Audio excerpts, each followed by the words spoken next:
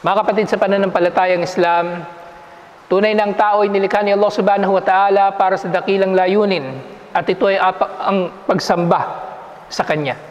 Sinabi ni Allah subhanahu wa ta'ala, وَمَا خَلَقْتُ الْجِنَّ وَالْإِنسَ إِلَّا لِيَعْبُدُونَ. Hindi ko nilikha ang mga tao at ang mga engkanto liban na lamang na upang sumamba sa akin. Nang katotohanan na ito ang siyang katotohanan na magbibigay ng saysay sa buhay ng tao. Nang sino man na hindi niya napagtatanto ang katotohanan na ito, siya ay mabubuhay na parang hayop o mas ligaw pa na hindi niya nalalaman kung para saan ba siya naririto sa mundong ito. Na dahil dito, kapag hindi niya nalalaman na siya pala ay nilikha ni Allah subhanahu wa ta'ala upang sumamba, hahanap siya ng iba't ibang mga dahilan kung bakit siya nabubuhay. Hahanap siya ng iba't ibang mga bagay na magpapasaya sa kanya. Samantalang ang layunin sa ating mga buhay ay malinaw na ang maglingkod kay Allah subhanahu wa ta'ala at maging mga alipin niya. At ang ating kaligayahan, insyaallah, ay nakasalalay sa pagkakatupad sa dakilang layunin na ito sa pagkakalikha sa atin ni Allah subhanahu wa ta'ala, ang sumamba sa Kanya ng nag-iisa at walang katambal. Kaya matatagpuan natin mga kapatid sa pananampalatayang Islam, ang mananampalataya, anuman ang kanyang kalagayan, siya man ay nasa ginhawa o siya man ay nasa paghihirap at mga pagsubok at pighati, siya ay nakakatagpo pa rin insyaallah ng kapanatagan dahil na isa sa buhay niya ang dakilang layunin kung bakit tayo nilikha ni Allah subhanahu wa ta'ala at nakakatagpo siya ng kaligayahan at pagiging kontento sa pagiging alipin ni Allah subhanahu wa ta'ala. Kaya mga kapatid sa pananampalatayang Islam, kasama ng katotohanan na ito, ng pagtanggap natin na tayo nilikha ni Allah subhanahu wa ta'ala upang sumamba sa Kanya, kasama sa mga katotohanan na ito na tayo nga isusubukan ni Allah subhanahu wa ta'ala sa mga pagsamba na ito at kung sino sa atin na magiging matuwid sa ating mga pananalita, sa ating mga gawain at syempre sino magiging matuwid sa atin sa kanyang mga paniniwala. Sinabi ni Allah subhanahu wa ta'ala sa serye ng mga aya sa Suratul Ankabut, Alif Lam Mim, ahasiban nasu ayyutraku ayyakulu amanna wa hum la yuftanun. Inakala ba ng mga tao na iiwan na lamang sila at pababayaan kapag sinabi nila na sila ay nananampalataya? Inakala ba ng mga tao na kapag sinabi nila na sila ay nananampalataya, inangkin nila na sila ay nananampalataya, na hindi na sila susubukan ni Allah subhanahu wa ta'ala? Inakala ba ng mga tao na porke nananampalataya siya kay Allah ay magiging ligtas na siya sa anumang pagsubok o parusa ni Allah? Pero ang katotohanan nga dito, sinabi ni Allah sa pangalawang aya, وَلَقَدْ فَتَنَّا الَّذِينَ مِنْ قَبْلِهِمْ. Tunay nga na sinubok namin ang mga nauna sa kanila. فَلَيَعْنَ مَنَّ اللَّهُ الَّذِينَ صَدَقُوا. Na sa pamagitan ng mga pagsubok na ito, tiyak na malalaman ni Allah kung sino sa kanila ang makatotohanan sa kanilang pananampalataya, وَلَيَعْنَ مَنَّ الْكَاذِبِينَ. At sa pamagitan ng mga pagsubok din na ito, ay makikilala ni Allah subhanahu wa ta'ala kung sino sa kanila ang mga sinungaling. Mga makatotohanan sa kanilang mga pananampalataya na kahit sila ay susubukan sa kanilang yaman, susubukan sa kanilang pananampalataya, o susubukan sa kanilang antas sa lipunan, ay nananatili na mga tunay na mananampalataya kay Allah subhanahu wa ta'ala. At yung mga kadhibin, sila itong mga nag-aangkin ng pananampalataya kapag ang pananampalataya ay mayroong pakinabang sa kanila.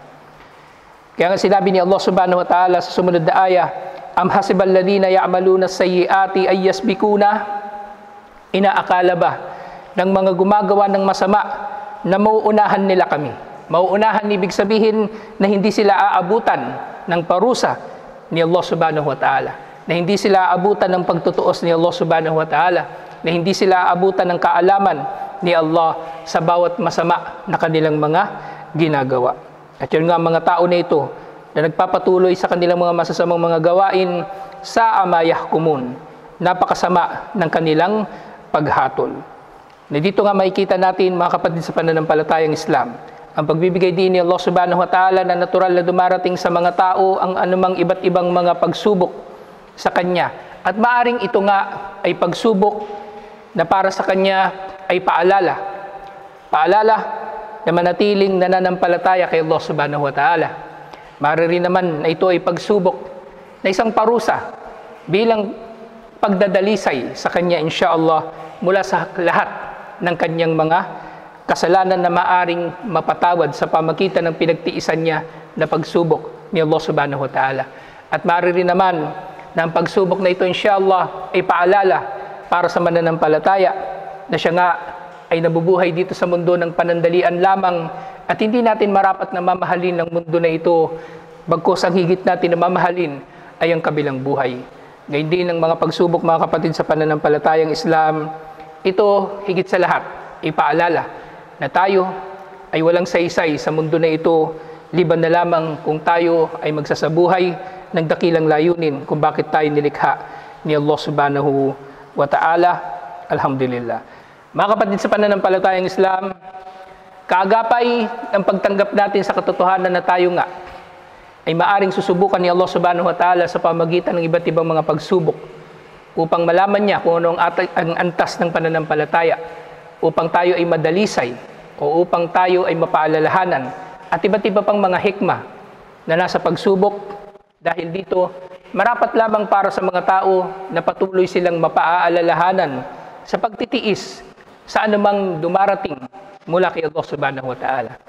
Pagtitiis na ibig sabihin ang kanyang paniniwala, ang kanyang pagiging matuwid at ang kanyang pagiging makatwiran sa kanyang relihiyon ay hindi mababago ng anumang kalagayan niya sa lipunan o anumang darating sa kanya na mabuti man o masama.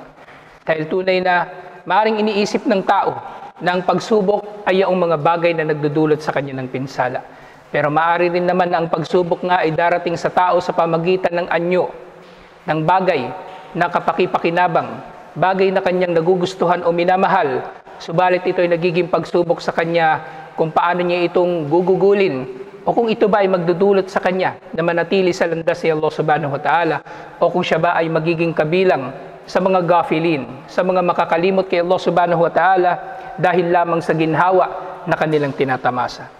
Kaya mga kapatid sa pananampalatayang Islam, tuwing ang darating sa taong pagsubok o maaring kahit sa mga panahon na hindi niya inaakala na siya ay sinusubok ni Allah subhanahu wa ta'ala, marapat lamang sa kanyang pagtitiis na napakaraming ulit na nababanggit sa Quran at sa mga hadith ni Propeta Muhammad sallallahu alaihi wasallam, pagtitiis na mayroong 3 uri ayon sa sinabi ng mga scholar ng pangunahin dito, as-sabru fi ta'atillah, ang pagtitiis sa pagsunod kay Allah subhanahu wa ta'ala, na tayo ay nananatili na nagtitiis sa pagsasakatuparan ng ating relihiyon, tayo man ay busog o gutom, tayo man ay pagod o hindi, tayo man ay sinalanta ng bagyo o hindi, at iba't iba pang mga gawain na tayo ay nananatili sa pagtitiis kay Allah subhanahu wa ta'ala, sa landas ni Allah subhanahu wa ta'ala, dahil nalalaman natin na ito ang layunin kung bakit tayo nilikha ni Allah subhanahu wa ta'ala. Pangalawa, sa mga uri ng pagtitiis, inshallah, as-sabru an ma'siyatillah, ang pagtitiis sa paglayo sa pagsuway kay Allah subhanahu wa ta'ala. Dahil tunay na maaring ang tao ay sinusubok sa pamagitan ng mga magagandang bagay. Susubukin siya sa pamagitan ng mga tukso na ang masasamang mga gawain ay pagmumukhain ni Satanas na kaaya-aya para sa kanya. Katulad ng bisyo, katulad ng pangangalunya, katulad ng sugal at iba't iba pang mga masasamang gawain na pinalalabas o pinagmumukha ni Satanas na mabuti sa paningin ng tao.